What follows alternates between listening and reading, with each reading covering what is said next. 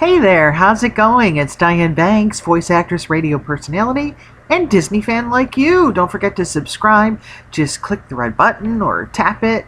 And make sure you check out my other videos too. My latest is Olaf as a chocolate bomb. You can learn how to make Olaf not only as a delicious hot cocoa kind of beverage, but for the summer months into a frosty frozen Olaf. So make sure you take a peek at that along with my other 300 videos if you have time. Okay, so we are going to talk about all kinds of good things, including concept art, behind the scenes, and I have an important question to ask you about Luca at the end of the video, so I hope you'll hang around for that and leave your comments as well on the question that I'll bring up for you. But let's get started with some beautiful concept pieces. A lot of these came from D23 or other places online that I found them, like Internet Movie Database. But look at that, isn't that gorgeous? And I wish I had the names. A lot of the people who did these, I have no idea. I wish they would tell us so I could share that with you. But like, look at this. They said they studied iguanas to see how they swam underwater to get the feel for Luca and how he would look swimming. So isn't that cool? I love like the little flecks of orange in there. And the reflection of the water on the rocks and everything too.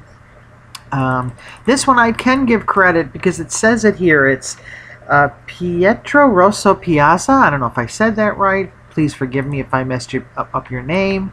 But look at how beautiful this is. It looks like a watercolor with a pen and ink watercolor wash. Isn't that beautiful? Oh, I love them all. There they are by the seaside in Italy with their gelato. They said a lot of gelato, a lot of pasta. Sometimes it's so much fun to see these before we actually see the movie because you get excited about the characters you're going to meet. Like Luca here. Look at these beautiful images, concept pieces, kind of model sheet sort of style there. And like here, I love this. Like, do you think these are what the characters look like that we're going to meet? Is this his family? I'm assuming it is. But I just love the concept. A lot of times I wish they would make a movie with these concept pieces like this. Could you not watch a movie drawn like this with all the animation like this? I would be so thrilled. Beautiful. Another piece here that I wish again I could give photo credit or art credit, but I don't know. This looks like another pen and ink with a watercolor. Simply beautiful. And there they are out on the water. So it's Alberto and Luca, and they look much different here than what we are seeing, but who cares? It's gorgeous. We love our concept art, don't we? Look at this. Ah, beautiful. I love this too, where I guess this is their room where they hang out. Look at the detail going on here. It's just beautiful. That's the other thing. Their scooter, Vespa, that's a big deal for them in this movie too. So they say, the folks who worked on it. And let's see what's going on here. Under the sea, as Ariel would say, right? I love this one. Now this is actually a still from the movie, but I loved it so much I wanted to include it. Isn't that gorgeous? Beautiful. Okay, so that's those pieces. Oh, I got lots more for you. Here's a few from the D23 folks that I didn't enlarge because I thought they were big enough for us to be able to see without getting into too much. But look at that beautiful pen and ink kind of study there. And there's the friends hanging out. That one we saw. They did some interesting 3D paper models. I love that. Isn't that cool? Some interesting 3D paper studies, which I'm sure helped them tremendously because it is supposedly in 3D, I guess. Although I don't know how they're doing that on Disney Plus. June 18th, Disney Plus. And look at how cute the kitty. We'll get to know the kitty cat too. Now, is that his sister, I'm assuming? And actually the two boys, at first I thought maybe they were brothers, but they are, I guess, best friends. Those of you who may be familiar with the book or whatever. Was it storybook, comic book? I don't know. Look at how his shoe is this hat here. That's so cute. But aren't these beautiful? We saw a few of these here. Any scars yet? I can't tell if it's scars or dirt. Looks like lots of dirt. And some more beauties here. We saw that one, and that one almost looks like a still from the movie, although a bit painterly, which is lovely. Beautiful sketch there. This is kind of a script to screen sort of piece here. I like that, kind of a interesting study there. And I blew those up for you to make them bigger so we can get a good look. And the end of that. So now we're going to talk about behind the scenes a little bit too, and I got some other goodies to share with you. But this was a kind of interesting piece from The Verge, and they talked about some of the interesting things. I know some people like how the animation looks, some people don't. I think it's cool because it's different than what we're usually seeing. But basically, what they said they tried to do here was model it after more of a stop motion animation look, and I think they're successful at that. So if you're like me and you really like stop motion animation, that will make you happy. And here we see the transformation occurring. They said it was important to make sure his transformation, that he didn't look completely different. They wanted consistency in his character, so you can see, we can still tell that's Luca over here. As he makes his transformation. But I personally, I'm definitely a fan of stop motion animation, and I like that they did that. You'll have to let me know what you think. Some people aren't feeling the animation. And then here, this is another good example. This is a beautiful concept sketch, but you can see here the consistency again they're looking for as he transforms from human to sea monster and back and forth. And I think that was the end of the photos here. But this is a kind of interesting piece if you get a chance and you want to read on to that and all the different things. And like I said before, they wanted him to swim like an iguana and that sort of thing. Here we have some pieces of stills from the movie that I just thought were super beautiful. They had them over at Internet Movie Database, so I thought I'd share some of these with you because that one reminds me of something that I'll talk to you about in a second. But yeah, these two here. When I saw this, I was like, okay, this has to be the director who did La Luna. Do you remember that? The short, the Pixar short, La Luna? Especially when I saw this, it's like, it's got to be the same guy. So I looked it up, and where is he? Here it is, La Luna. Sure enough, it's the same dude. Here he is, Enrico. Let me go get his name again. Enrico. There it is, Casarosa, and he indeed did La Luna. And I was like, it's got to be him because it has that same vibe, doesn't it? Look at how beautiful that is, right there.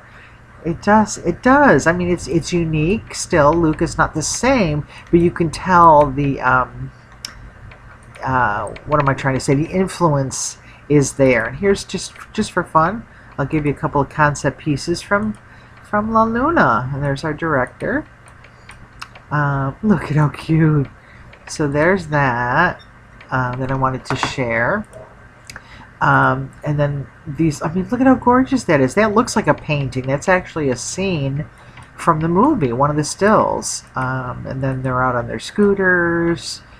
And I just wanted to share a bunch of these, and then I have something else to tell you about that. But oh yeah, that was his sister. Remember, we saw her in the concept, and she ended up looking a lot like she does, right? She does. She looks pretty much the same. If I can find her. Well, maybe not. This video is going to be way too long, so we'll keep going. But we did see her a couple minutes ago, and it's like, yeah, that's totally what she ended up looking like. But look at it's so stop motion to me, which I love.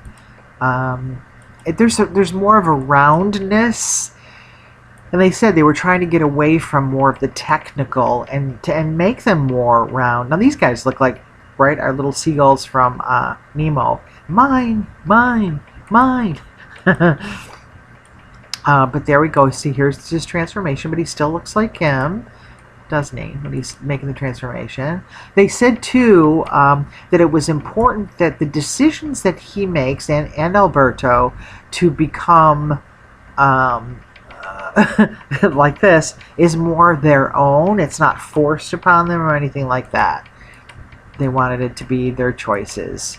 But I think that's going to make for a lot of fun, don't you, in the movie, to see the transition between, look at that, that's cool from the back, you can see the scales.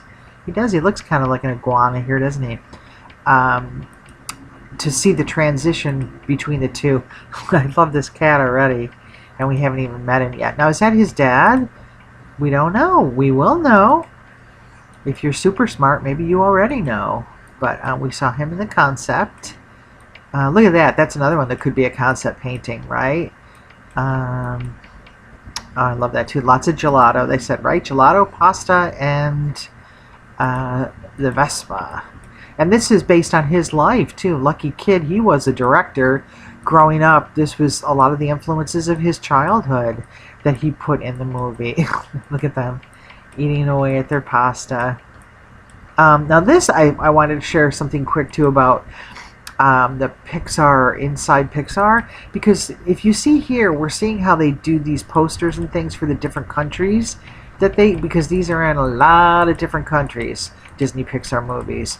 So, and they had a couple more here too. Yeah, there's some more of the posters and how they show up in different countries.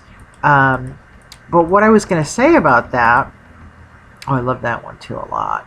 Beautiful. Oh, gorgeous. Is that watercolor? Wow, that's so beautiful with some pen and ink. The kitty. Is this, if you get a chance, and maybe you already saw it, watch Inside Pixar on Disney Plus, because they do a great feature on the people who do that for a living. Like they do not just on the posters, but you know, when we're watching our Disney Pixar movies, like the little tidbits of things, like somebody reading a book or a sign on a building. I'm trying to find one to show you here. Like, for example, they would translate this for different countries, like San Giorgio. They would do this. Well, the people who actually do that for a living are in this Inside Pixar, and you got to watch it because it's really cool behind the scenes. And you wouldn't think it would be that exciting a job, but it really is. And it's very cool, all the different people that they work with in different departments. And you also meet a lot of different other people. Like here it says the culture, Pixar animation, artistry people. Wait till you see, I mean, even everything from their pastries to it's just the coolest thing, and it makes you want to go work there, as if we didn't want to work there already. Okay, so as we wrap up here on this video, which is probably an hour long at this point, I did want to ask you, so thanks if you hung in there with me, because I want to ask you this too.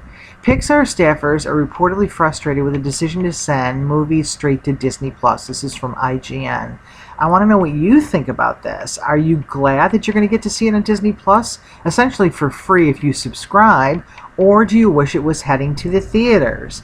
Now, the others, like some of the people are saying they're worried about the effects of the future of the company. This is a pretty good read too if you have a chance to go through this, but I'll just try to give you the big stuff. Disappointment softened by the fact that Disney was ecstatic by how well the movie performed on Disney Plus. They're talking about Soul. That was the first time they took a Pixar movie in 26 years, and it didn't debut in the theaters. Now, they said it sold it incredibly well, I guess, on Disney Plus, but a lot of the people behind the scenes, like the animators, are worried about their jobs. They're worried, is this going to be the future? You know, is everything going to go straight to Disney Plus? What's going to happen to theatrical releases? And one of the big things is because they say these movies are crafted for the big screen.